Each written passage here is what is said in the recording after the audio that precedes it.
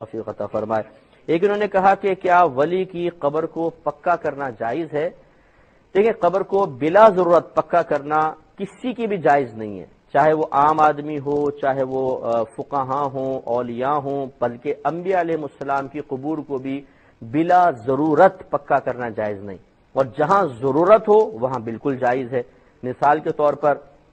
وہ تو پھر عام آدمی کی بھی جائز ہے، کوئی کفن چور ہیں وہاں پر، یا پانی آنے کا اندیشہ ہے کہ کچی قبر بیٹھ جائے گی، اس وقت پکا کرنا جائز ہے، یا ایسے وہاں پر جانور ہیں کہ قبر کھود کر لاش کی بے حرمتی کریں گے اور قبر کھل جائے گی، پھر لوگ اس کو دیکھیں گے، تو وہاں پر بھی قبر کو پکا کرنا جائز ہے۔ ان کی قبور کے ساتھ غلو ہوتا چلا گیا، چونکہ یہ وہ طریقہ واردات ہے کہ شیطان اس طریقے سے آتا ہے کہ وہ نیک لوگوں کے معاملات میں غلو کروائے گا، اس غلو کو آہستہ آہستہ وہ شرک کی طرف لے کے جاتا ہے۔ یہ اس کی ایک بہت بڑی چال ہے، اس چال کو بھی اللہ تعالیٰ نے قرآن میں ذکر کیا، اور اس چال سے بچنے کے لیے اللہ کے رسول صلی اللہ علیہ وسلم نے صدًا للذریعہ بہت سے احکامات تلقین فرما دیے۔ سب کچھ ہمیں بتا دیا گیا، تو اب یہ شیطان کی چال بالکل کمزور ہو جانی چاہیے تھی، لیکن بدقسمتی یہ ہوئی ہے کہ ہمیں چالیں بھی بتا دی گئیں، چالوں سے بچنے کے طریقے بھی بتا دیے گئے،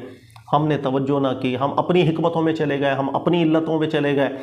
ہم نے اپنے ہی استدلالات کر کے ہر چیز کا جواز بیان کرنا شروع کر دیا، جس کا نتیجہ یہی ہوا کہ ہمارے ہاں یہ معاملات پھر سے ہم شیطان کی چالوں میں آ گئے اور غلوف کے معاملات دیکھنے آتے ہیں۔ قبرستان کے حوالے سے دیکھیے گا، مثلا ہمارے دین نے جن چیزوں کو مشروع کیا اور اللہ کے نبی علیہ السلام نے صدًا للذریعہ جتنے احکامات ذکر کیے تھے، اس لیے کہ یہ شیطان کا ایک چال تھی جس سے بچنے کے لیے اللہ کے نبی علیہ السلام نے طریقے ذکر کیے۔ نمبر ایک یاد رکھیے گا، کوئی نیک شخص ہو، کوئی گناہ گار بظاہر دکھنے میں شخص ہو، کسی کی بھی قبر میں امتیاز پیدا بالکل نہیں کیا جاتا، یہی مشروع ہے ہمارے دین میں۔ اسی چیز پر صحابہ کرام کا ایک عملی تواتر و تعامل چلتا ہوا آیا، اللہ کے نبی علیہ السلام نے یہی سنت کو قائم کیا کہ قبروں کے معاملے میں کوئی امتیاز پیدا نہ کیا جائے، یعنی دیکھ کے پتہ چلے یہ کسی نیک کی قبر لگ رہی ہے، یہ کسی برے کی قبر لگ رہی ہے، نیک کی قبر کے اوپر ہم نے ذرا عمارتیں کھڑی کر دی، سجاوٹیں کر دی، پھول بچھا دیے، بالکل ایسا نہیں، بالکل اس چیز کی ممانعت کر۔ جس طریقے سے ہم نماز پڑھنے جاتے ہیں، جب صف بندی ہوتی ہے، اس صف کے اندر دیکھیے گا کوئی نیک بھی کھڑا ہے، اس کے برابر میں گناہ گار کھڑا ہے، ادھر امیر کھڑا ہے، ادھر غریب کھڑا، کوئی امتیاز نہیں، خلاص۔ قبرستان کے معاملے کے اندر بھی نیک کی قبر ہو، کسی برے کی قبر ہو، قبر ایک جیسی ہوگی تاکہ کسی بھی طرح کا غلو نہ ہو۔ یہ سب سے پہلے غلو دیکھ کر ہی پیدا ہوتا ہے نا، کہ انسان بھائی یہ قبر ذرا الگ لگ رہی ہے، لگتا ہے کسی نیک کی ہے، تو یہ قبر تو بالکل ٹوٹی پھوٹی سی ہے، شاید کسی گناہ گار کی ہے، تو انسان یہاں کھنچے گا، تو دروازہ ایک ایسا کھلتا ہے کہ انسان پھر حد سے زیادہ تجاوز کرتا چلا جاتا ہے۔ نمبر دو، رسول اللہ صلی اللہ علیہ وسلم نے صدًا للذریعہ سمجھا دیا کہ شیطان اس چال سے گمراہ کرتا ہے، لہذا ان کاموں سے بچ جاؤ۔ اللہ کے نبی علیہ السلام منع فرما دیتے تھے کہ قبروں کے اوپر تختیاں لگا کر بڑے بڑے اشعار، اس کی مد و ثنا لکھنا اور اس کی تعریفیں لکھنا، اسی سے منع کر دیا۔ زمانہ جاہلیت میں بالکل ایسا ہوتا تھا، مشرکین میں سے کچھ صاحب حیثیت مر جاتا، اس کی قبروں میں لمبے لمبے اشعار لکھنا، اس کی فضیلتیں بیان کرنا، معاملہ غلوف کے اندر پڑتا چلا جاتا۔ نبی علیہ السلام نے اس لیے اس طرح کا لکھنا منع کر دیا۔ اچھا، قبرستان میں جو نام لکھ دیتے ہیں نا، یہ اس میں داخل نہیں ہوتا، یہ ہے کہ اس کی تعریف کے لیے، اس کی ثنا اور مدح و ثنا کے لیے لمبے لمبے اشعار اور بھر دینا، ان چیزوں سے ممانعت ہوتی ہے، اس میں انسان پھر آہستہ آہستہ غلوف میں پڑ جاتا ہے۔ اسی طرح دیکھیے گا، نبی پاک علیہ الصلوۃ والسلام نے جو ہمارے دین نے مشروع کیا، سجاوٹیں وغیرہ کرنا، قبرستان کو اس کا محل نہیں رکھا، قبر پر بنا کرنا، عمارتیں قائم کرنا، اس سے بھی ممانعت فرما دی گئی۔ یہاں تک کہ ہمارے جو ایک جسے کہتے ہیں نا ایک بالشت جتنی بس قبر بلند ہونی چاہیے، اس سے زیادہ بلندیوں کی بھی اجازت نہیں دی۔ صحابہ کرام بالکل سب قبروں کو برابر کر دیا کرتے تھے، تاکہ نہ تو یہ دروازہ کھلے، نہ اس دروازے میں انسان جائے اور اسی شیطان کی چالوں کے اندر آئے، پھر آہستہ آہستہ غلو میں پڑتا پڑتا کفریات میں پڑ جائے، شرکیات میں پڑ جائے، یا بدعتوں کے اندر گرفتار ہو جائے۔ اسی طرح اس کا ایک دوسرا رخ بھی ہے کہ جہاں ہم نے سجاوٹیں، عمارتیں بنا کر کے، تعریف لکھ لکھ کے ہم اس طرح حد سے نہ بڑھ جائیں، اسی کا دوسرا رخ ہے کہ قبور کی بے ادبی بھی نہ کی جائے، اس لیے کہ وہاں ایک مسلمان دفن ہے، اور یہ جو جسم ہے، یاد رکھنا، ہمارے دین نے جس طرح ایک زندہ کا جسم ہے اس کی عزت اور حرمت ہے، اسی طرح ایک مردے کی بھی عزت اور حرمت رکھی ہے ہمارے دین نے، لہذا قبر کے معاملات میں اہانت کرنے کی بھی اجازت نہیں ہے کہ کہیں کوئی قبر ہے تو جا کے انسان اس کی بے ادبی کرے، اس پر پیشاب کرے، یا نجاستیں پھینکیں، یا تھوک پھینکیں، یا اس کے بعد چلنا شروع کر دے۔ ہمارے دین نے اس سے بھی روک دی، یعنی دونوں طرف ایک حدیں قائم کر دی، نہ تو غلو میں پڑے تعظیم کے معاملے میں، نہ توہین کے معاملے کے اندر حد سے تجاوز کیا جائے، سب کی قبروں کو ایک جیسا رکھا جائے، کوئی سجاوٹیں اس کے اوپر نہ کی جائے، کوئی عمارتوں کی اس کے اوپر تعمیر نہ کی جائے، کوئی تعریفی اشعار وغیرہ اس کے اوپر نہ لکھے جائے، مدح و ثنا نہ کی جائے، تاکہ یہ دروازہ بالکل بند ہو۔ جس دروازے سے شیطان نے حضرت نوح علیہ السلام کی قوم سے، جس کو قرآن ذکر کرتا ہے، اس دروازے سے لوگوں کو گمراہ کرنا شروع کیا، کفریات، بدعتوں اور شرکوں کے اندر ڈال دیا۔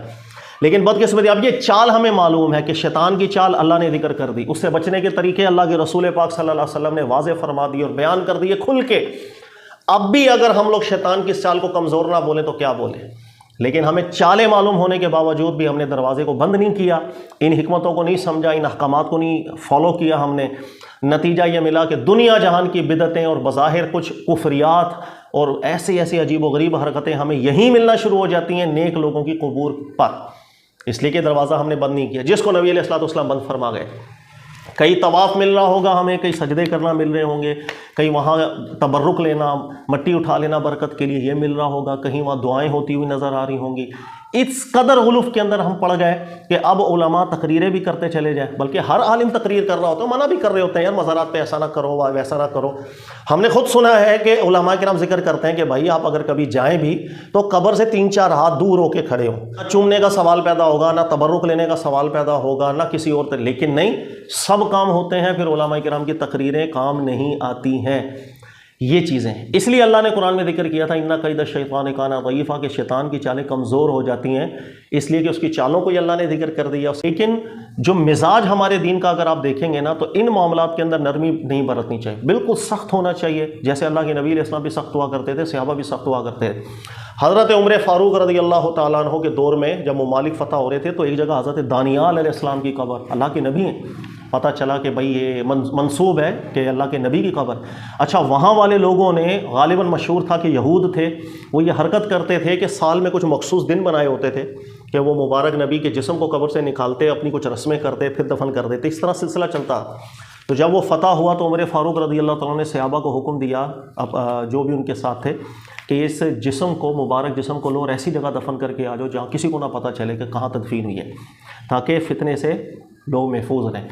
ایسی جگہ تدفین کی گئی، آج تک پتہ نہیں کہاں تدفین کی گئی۔ تو کہنے کا مقصد کہ سخت اسٹینڈ لیا کرتے تھے صحابہ کرام۔ اسی طرح دیکھیں خود رسول اللہ صلی اللہ علیہ وسلم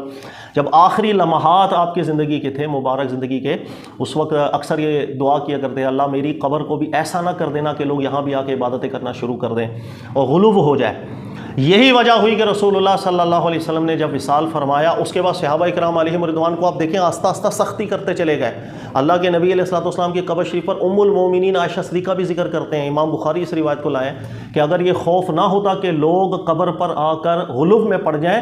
ہم اوپن کر دیتے رسول اللہ صلی اللہ علیہ وسلم کی مبارک قبر، تو بند کر دیا گیا، چیدہ لوگوں کو فقط اجازت دی جاتی تھی، بعد میں وہ اجازت بھی منع کر دی گئی۔ اس کی بھی ایک ریزن ہے کہ ایک دفعہ ام المومنین عائشہ صدیقہ نے چند لوگوں کو دیکھا، وہ آئے رسول اللہ صلی اللہ علیہ وسلم کی قبر شریف پر، وہاں سے جیسے نا برکت کے لیے مٹی لے جانا، تو وہ لے کے جانے لگے۔ اس چیز کو دیکھ لیا تھا ام المومنین عائشہ صدیقہ نے رضی اللہ تعالیٰ۔ اس کے بعد آپ نے پابندی لگا دی، کسی کو نہیں آنے دیتی تھیں، وہ کہتی تھیں یہ غلو ہوگا، آج دروازہ بند نہیں کیا تو کل پھر آگے معاملہ نکل جائے گا، پھر ہم قابو نہیں کر سکیں گے۔ تو صحابہ کرام کی ہم زندگیوں کو دیکھیں تو وہ شیطان کی ان چالوں کو اچھی طرح سمجھ گئے تھے، اس لیے انہوں نے سخت اسٹینڈ لیا تھا ان معاملات میں۔ ہمارے یہاں ہر عالم دین کی نیت اچھی ہوتی ہے، اگر کوئی سخت اسٹینڈ نہیں بھی لے رہے، ریزننگ ان کے پاس بھی ہے، وہ بھی کوئی اچھی سوچ رہے ہوں گے، لیکن نتائج اس کے سامنے نہیں آتے ہیں۔ نتائج آتے ہیں ان معاملات کے اوپر سخت ایکشن لیا جائے تب آئیں گے۔ اگر ہمارے علاقے میں کوئی مزار ہے اور وہاں خرافات ہو رہی ہیں، نشہ وہاں پر چل رہا ہے، مرد عورت کا اختلاط ہو رہا ہے، بے پردگیاں وہاں ہو رہی ہیں، سجدے وہاں ہو رہے ہیں، طواف وہاں ہو رہے ہیں، الٹی سیدھی اتنی رسومات وہاں پر ہوتی ہیں جس کی انتہانی، قوالیاں وہاں ہوتی ہیں، ڈانس وہاں ہوتے ہیں، میں لاکھ تقریریں کر رہا ہوں وہ نہیں رک رہا۔ ایک ہی سولوشن ہے، اتفاق سے اس مزار پہ تالا لگا دیا جائے کچھ عرصے کے لیے، کچھ سالوں کے لیے۔ اب قوم کی تربیت کی جائے، نہ وہاں کوئی آئے نہ ایسی خرافات ہو۔ بھائی دور سے بھی سلام ہوتا ہے، دور سے بھی دعا کی جاتی ہے، دور سے بھی سال ثواب ہو جاتا ہے،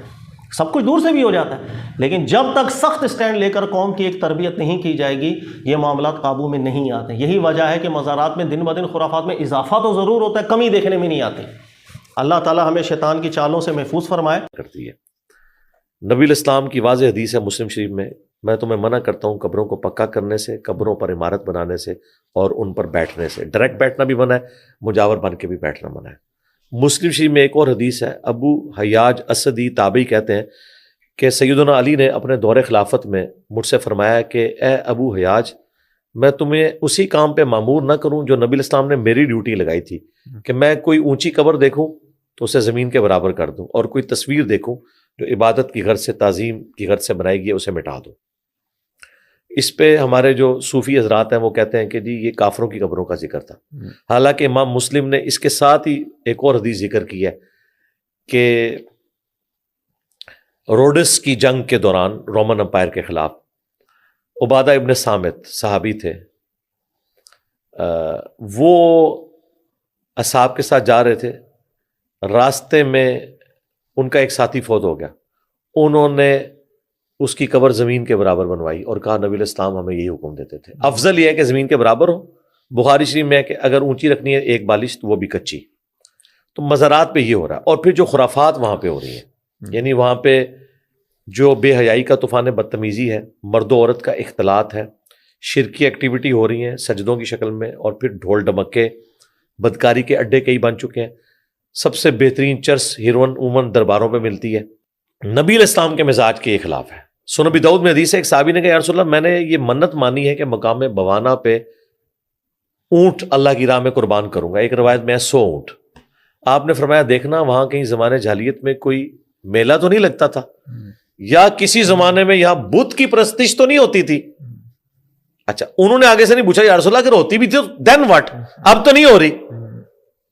آپ فرمایا پہلے اگر کہیں ہوتی تھی نا تب بھی وہاں نہیں جانا، کیونکہ اس سے پھر لوگ کیا پلی لیں گے کہ وہ شاہ صاحب دی یاد تازہ بھی ہوتی ہے، بزرگوں دی یاد تازہ بھی ہوتی ہے. آج کے زمانے میں اگر میں لینگویج میں بولوں تو وہ نبی جو آپ کو اللہ کی نام کی قربانی بھی نہ کرنے دیں میلے ٹھیلوں کی جگہوں کے اوپر، وہ آپ کو کیسے الاؤ کریں گے کہ ایسی جگہیں جہاں پہ یہ خرافات ہو رہی ہیں. جب ہم لوگوں کو حدیث سناتے ہیں صحیح مسلم کی کہ نبی علیہ السلام نے فرمایا میں تمہیں منع کرتا ہوں قبروں کو پکا مت کرنا، قبروں پر عمارت مت بنانا، قبروں پر مت بیٹھنا، تو یہ حدیث ان کے لیے ریجیکٹ کرنا بڑی آسان ہو جاتی ہے. گنبد خضرا کی مثال دیں گے، کہتے ہیں جی گنبد خضرا بھی تو بنا ہوا ہے، دنیا کے سارے مزار اس بنیاد پہ بنائے جاتے ہیں. حالانکہ ان سے پوچھے گنبد خضرا کب بنا ہے؟ 650 سال کے بعد. تو پہلے 650 سال کے مسلمان جبکہ ٹیکنالوجی بھی تھی، پیسہ بھی تھا، انہوں نے نہیں بنایا. تو وہ کیا تھے؟